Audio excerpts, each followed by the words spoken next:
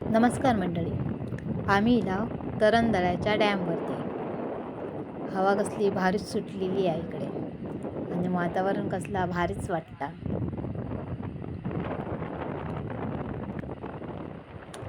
किती मस्त दिसतं आहे बघा, एकदम सुंदर असं.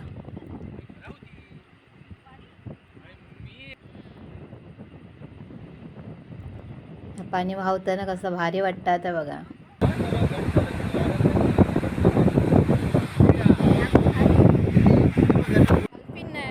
बापरे, इकडे तर भारीच मस्तच. इकडे तर वाटतं कुठचे देवच उभो असा. भारीच.